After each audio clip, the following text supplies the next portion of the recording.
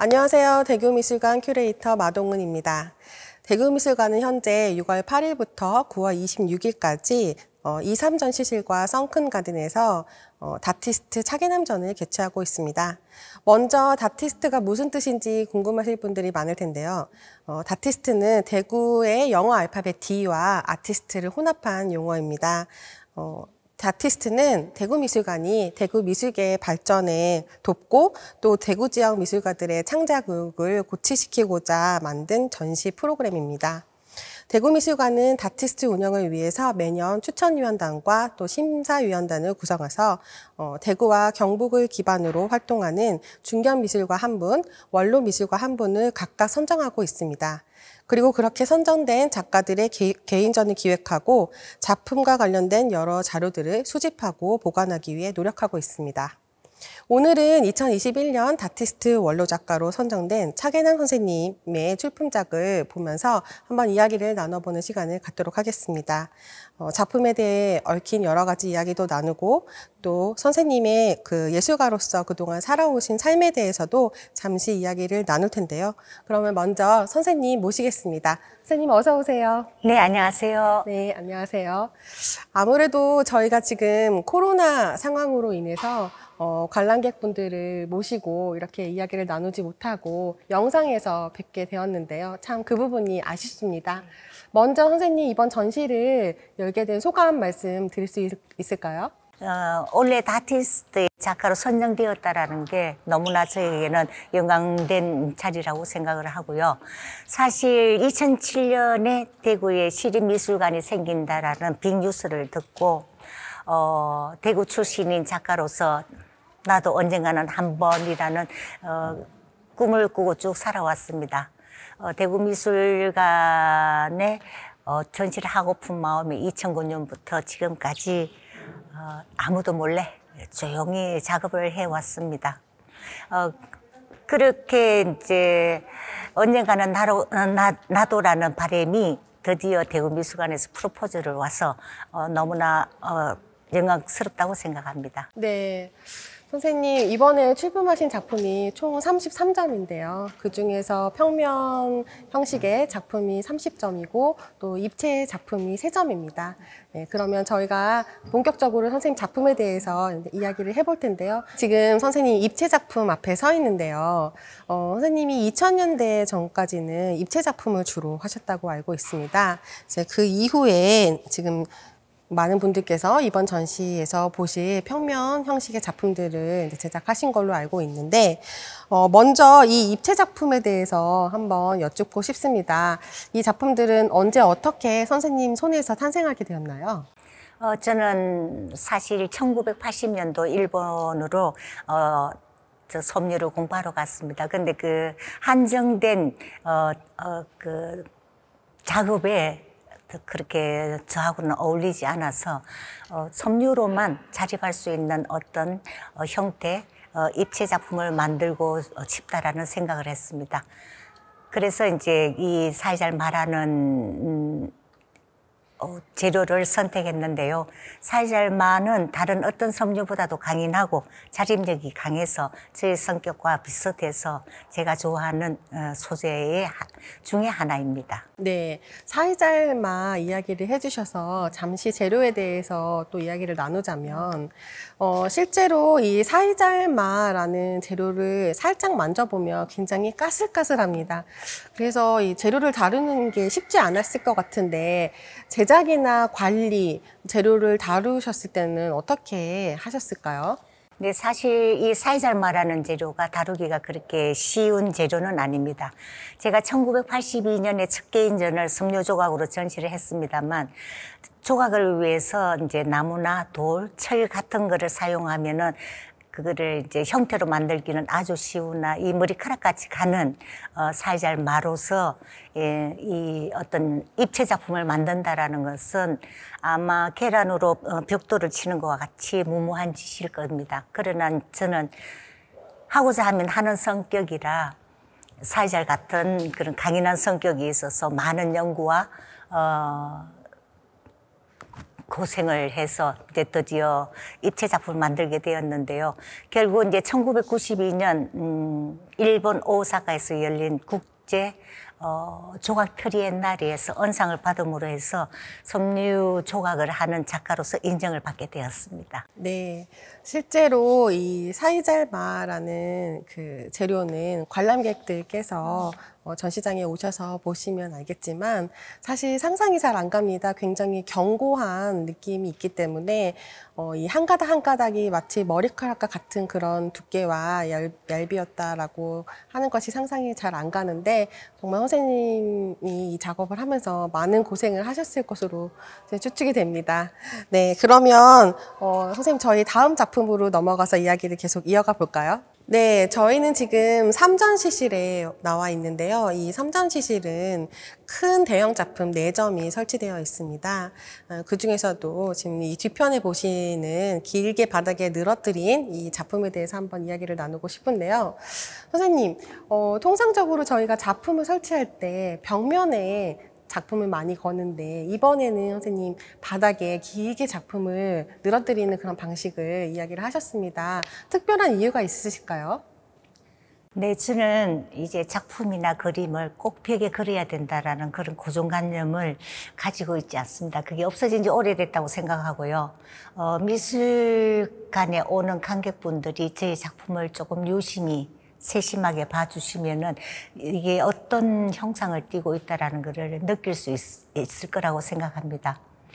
작품은 이렇게 내려다 보면은 정면에서 작품을 보는 거와 조금 다른 느낌을 가질 수 있습니다만은 이제 거기에는 자신의 어떤 모습 아니면 작품 자기 어떤 내면적인 부분도 이렇게 느낄 수 있는 그런 조용한 작품이라고 생각합니다.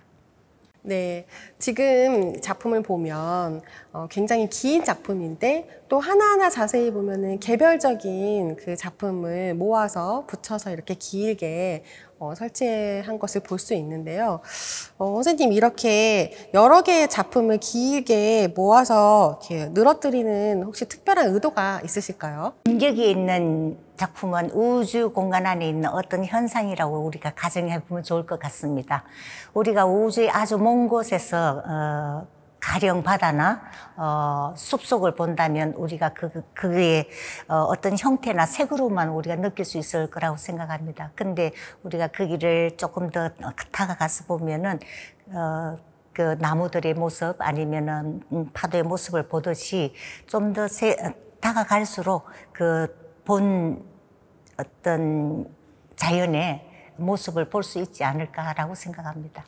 네, 이곳은 한쪽 벽면이 유리로 되어 있어서 자연광이 굉장히 멋지게 들어오는 곳입니다. 그래서 관람객분들께서 이곳을 이제 방문하실 때 이 멋진 자연광과 함께 길게 늘어뜨려져 있는 이 작품을 편안한 마음으로 감상하시면 참 좋은 경험을 하고 가시지 않을까 생각을 합니다. 그러면 저희 다음 곳으로 이동해서 본격적으로 평면 작품에 대해서 이야기 한번 나눠보겠습니다. 네, 이곳은 이 전시실인데요. 이 전시실에 들어오셔서 만나실 수 있는 첫 번째 공간입니다. 이 공간에는 총 8점의 작품이 설치되어 있는데요. 저희가 서 있는 이 작품에 대해서 한번 이야기를 먼저 나눠보려고 합니다. 가만히 보면 평평한 그런 평면에 한지 재질의 종이가 꼬아져 있는 것을 볼 수 있는데요. 선생님, 이런 식의 방식으로 작업을 하시게 된 그런 계기가 있을 것 같습니다. 네, 어떤 이야기를 들려주실 수 있을까요?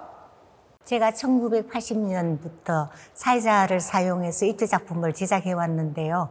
2000년도에 들어서면서 숙명처럼 느껴졌던 나의 입체 작품이 조금은 달라져야 된다고 생각했습니다.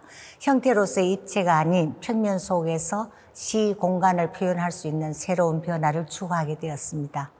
저는 여러 색 중에 가장 검정색을 좋아하는데 우연한 기회에 한지에 목으로 붓글씨를 쓰면서 한지가 검은 검정색을 받아들이고 품고 있다는 것을 생각했습니다. 그렇게 붓글씨를 쓰면서 처음 이제 작업에 도입하게 됐고요.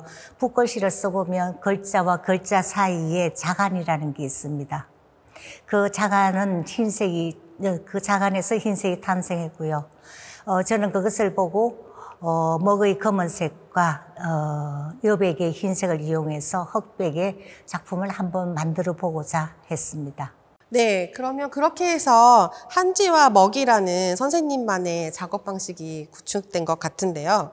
그러면 일반적으로 이런 선생님의 작품을 감상할 때 선생님이 예술가로서 전달하고자 하는 그런 메시지나 아니면 어떤 창작 의도가 있으실까요?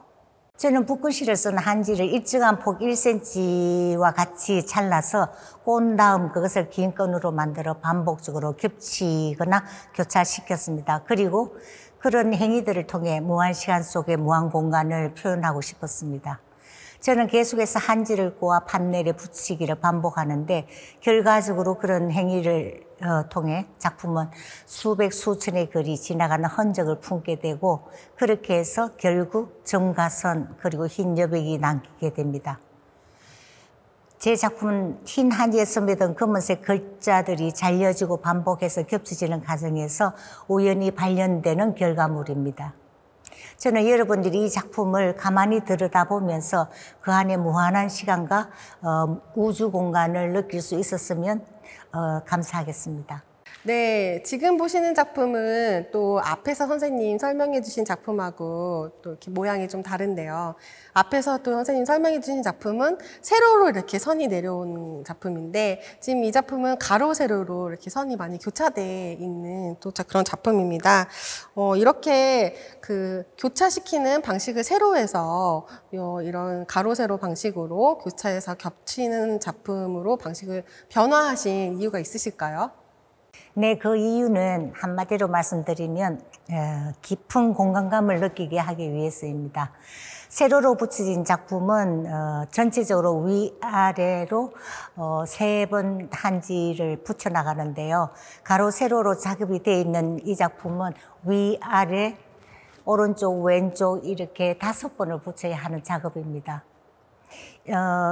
세로로 작업하는 작품은 조금 쉬우나 이 작품은 굉장히 난이도가 있습니다. 왜냐하면은 이제 그 한지와 한지가 교차되는 부분은 점과 같은 부분이라서 그 붙이기에도 아주 힘이 드는 작품이라고 생각합니다. 네, 선생님 작품을 이제 가만히 들여다보면 흰색 부분도 보이고 또 검은색 부분도 보입니다. 선생님이 처음에 작업을 하실 때 한지에 붓글씨로 어떤 무언가의 글씨를 쓰고 또 이제 그것을 꼬아서 이렇게 실처럼 만든 다음에 작업을 하시는 걸로 알고 있는데 실제로 한지에다가 어떤 내용을 쓰시는지 많은 분들이 궁금해 하실 것 같아요. 그래서 무엇을 쓰시는지 또 그런 글씨들을 쓰실 때 혹시 따로 마음가짐을 가지시는 것이 있는지 그런 부분들이 궁금합니다. 글씨의 내용은 반야신경인데요. 저는 불교인은 아니나 부처님의 사상을 좋아하는 한 사람입니다. 글씨를 쓸 때 그 내용을 중심적으로 마음에 새기는 것이 아니라 한자를 그림을 그리듯이 써내려갑니다. 글을 쓸 때는 아마 무심의 경지에 이르기 위한 마음일 것입니다. 모든 것을 조금이나마 내려놓고 살아가고 하고자 하는 마음이라고 생각합니다. 선생님이 한지에 붓글씨를 쓴 다음에 그것을 이제 꼬아서 이 판넬에 작업을 하시는 걸로 알고 있는데 조금 더 구체적으로 그 과정을 좀 설명을 해주시면은 많은 분들이 이해하시기 쉬울 것 같습니다. 저는 보통 불교의 반야신경을 한지에 붓글씨로 쓰고 그 한지를 1cm 간격으로 일정하게 잘라서 노건처럼 손으로 하나하나 꼽니다. 그것을 꼬아서 이제 긴 끈을 만든 후 보관을 하기 위해서 하나의 실타래로 만들어서 보관을 하고요. 작업할 때는 판넬에 먼저 본드를 칠하고 그 위에 실을 한 올 하루 붙여나가기를 반복하는데 그 붙여나가기를 반복하는 방법은 세로로 붙여나가는 방법과 가로 세로로 붙여나가는 두 가지 방법이 있습니다. 그렇게 계속해서 실을 붙이기를 반복하는데 중국에는 그 실이 수백 수천의 이제 글자들이 지나간 흔적을 남기면서 동시에 점과 선 그리고 흰 여백이 남는 작품으로 안착됩니다. 네, 선생님 이번에는 굉장히 긴 작품 앞에 저희가 서 있는데요. 이 작품을 가만히 보면은 선생님 개별적으로 작업한 작품을 연이어서 배치한 것으로 보입니다. 이렇게 길게 연작으로 작품을 설치하고 또 선보이신 이유가 있으실 것 같은데요. 설명 한번 부탁드립니다. 우리는 육안으로만 그림이나 작품을 보는 것이 아니라 머리와 마음으로도 작품을 관람할 수 있다는 것을 잘 알고 있습니다. 이 작품은 개별적으로 작업한 작품 12점이 한 작품으로 벽에 붙어 있는데요. 저쪽에 있는 흰색 작품과 여기에 이제 검정색 작품입니다. 저에게 있어서 작품이란 관람자가 180도로만 볼 수 있는 것뿐만이 아니라 우리가 자연 풍광이나 경치를 입체적으로 바라보듯이 작품도 360도로 느낄 수 있어야 한다고 생각합니다. 우리가 보는 숲을 바라볼 때 나무 한 그루만 뚫어지게 바라보는 경우는 별로 없지 않잖아요. 그 숲을 걸어가면서 숲 자체를 느끼려고 하지 않습니까? 이 작품은 평면이지만 이렇게 360도로 돌아가면서 전체적으로 입체감 있게 관람할 수 있는 작품이고요. 저는 이제 그런 관점에서 작품을 관람할 때 비로소 우주 속의 한 요소로 살아가고 있는 우리가 이 세상의 삼라만상을 조금이라도 느낄 수 있지 않을까 생각합니다. 네, 선생님 작품을 가만히 들여다보면은 그 안에 공간감이 느껴지는 것 같습니다. 이 실과 실 사이에 공간들이 존재하는데, 선생님 작품을 보면 굉장히 공간에 대한 고민을 많이 하신 것으로 보여요.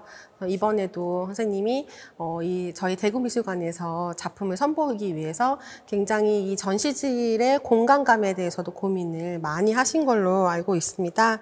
그래서 선생님 작품에서 이 공간이란 어떤 의미인지 한번 이야기를 해주시면 좋을 것 같습니다. 저에게 공간이란 먼 우주 저쪽에 존재하는 대공간과 또 여러 크고 작은 공간들과 함께 흘러가는 영원한 시간 속에서 이제 사멸하거나 생성되는 공간을 뜻합니다. 그리고 저는 항상 작품과 공간과의 관계에 있어서 침묵하는 무에 가까운 것을 추구합니다. 그래서 저의 작품은 어떤 의미나 어떤 메시지를 강요하듯 달려드는 일은 결코 없습니다. 네, 선생님 이것은 굉장히 사소한 질문인데요. 선생님 이번에 출품하신 작품들을 보면 작품의 사이즈가 굉장히 균일합니다. 어떤 작품은 크고 어떤 작품은 작고 이런 식의 사이즈로 작업을 하신 게 아니라 굉장히 일목요연하게 균일한 그런 사이즈로 작업을 하셨는데 혹시 이렇게 일관된 사이즈를 유지하시고 고집하시는 이유가 특별히 있으신지 그 부분도 좀 간단하게 이야기해 주시면 좋을 것 같습니다. 저는 작품은 관람자가 눈으로만 보는 그뿐만이 아니라 오감, 육감을 통해서 무언가를 느끼게 하는 것을 아주 중요하게 생각합니다. 그런 의미에서 지금의 제 작품의 사이즈가 어떤 작품에 대해서 경험하게 하는 데에는 가장 적합한 사이즈가 아닌가 하고 생각합니다. 네, 선생님 그러면 이번에는 조금 분위기를 바꿔서 굉장히 화사한 작품 앞에 저희가 서 있는데요. 이 작품뿐만이 아니라 선생님 이번에 출품하신 모든 작품의 제목이 무제입니다. 그래서 지금은 제목에 대해서 한번 여쭙고 싶은데 모든 작품의 제목이 무제인 이유가 특별히 있을까요? 네, 이번에 저희 모든 출품작의 제목은 전부 무제입니다.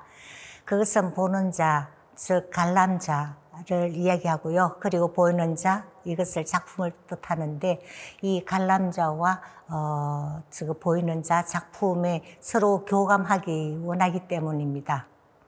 작품에 대해서 제가 어떤 타이틀을 달면 관람자들은 작품에 대해 상상도 하지 않고 제가 달아놓은 타이틀의 의미에 사로잡혀 그렇게 맞추어 작품을 감상하고자 했을 겁니다. 저는 그거를 원치 않기 때문에 전부 다 무제로 타이틀을 적었습니다. 선생님 작품을 가만히 들여다보면 중간중간에 이렇게 실이 규칙적으로 이렇게 뭉쳐서 배열되어 있는 것이 있는가 하면 아니면 띄엄띄엄 떨어져서 배열되어 있기도 합니다. 혹시 이 실들을 배열하실 때에 나는 몇 cm 간격으로 얼마만큼 몇 가닥의 실을 하겠다. 혹은 뭐 나는 감각적으로 내 감각이 이끄는 대로 이 실을 배치하겠다. 이런 식의 실의 이 배치 간극에 대해서 혹시 특별히 계산을 하시거나 계획하신 바가 있으신지 그 부분 좀 궁금합니다. 저는 실을 반복해서 붙여나가는 작업을 통해 제가 그림을 그리듯이 어떤 것을 그려내고자 하는 것은 절대 아닙니다. 제 안에 어떤 욕구와 욕망을 끊임없이 통제하면서 작품을 진행합니다. 그래서 실과 실 사이의 간격 또한 미학적으로 염두에 두면서 작업을 하지요. 흰 여백은 흰 여백대로, 글자의 검은색은 검은 한 점 한 점이 서로 어우러져 미세한 변화를 주도록 유도합니다. 그렇게 하면서 제 작품 속 실은 선에서 면이 되고요. 거기에서 저는 우연과 필연, 유와 무의 현상이 서로 유기적으로 합치된다고 봅니다. 네, 선생님 지금 저희가 보고 있는 작품은 선생님 평상시에 이렇게 작업하시는 평면적인 작품을 병풍 형식으로 이렇게 설치한 것 같은 이런 작품 앞에 나와 있는데요. 마치 그 종이 접기 하다가 쫙 펼치는 것 같은 또 그런 재미난 느낌을 주기도 합니다. 또 생각보다 사람 키를 훌쩍 넘는 이 높이 때문에 굉장히 압도적이다라는 느낌도 드는데요. 처음에 사실 이 작품을 이렇게 보여주겠다 하는 그런 설치 방식은 요 방식이 아니었는데, 선생님 나중에 이런 아이디어를 내셨습니다. 이렇게 병풍 형식으로 작품을 보여줘야겠다 생각하신 특별한 이유가 있으실까요? 제가 2000년대 이후부터는 입체에서 평면 쪽으로 작업 방식을 바꾸었는데요. 그래도 저희 머릿속에서는 늘 작품에 대한 것은 입체적으로 부러움감을 표현하고 싶다는 마음이 있었던 것 같습니다. 저는 단지 벽에 걸면 평면 작업이고 작품이 바닥에 설치되어서 있으면 입체 작품이라는 그런 고정관념을 뛰어넘고 싶습니다. 그래서 이 작품은 평면도 입체도 그 어디에도 속하지 않는 그저 차기남의 작품이라고 봐주시면 감사하겠습니다. 선생님 작품이 평면적인 모양으로 돼 있어서 그런 형식으로 해서 벽에 걸렸을 때는 몰랐는데, 또 이렇게 우뚝거니 서서 전시장을 굳건하게 이렇게 지키고 있는 작품을 보니까 또 굉장히 느낌이 색다릅니다.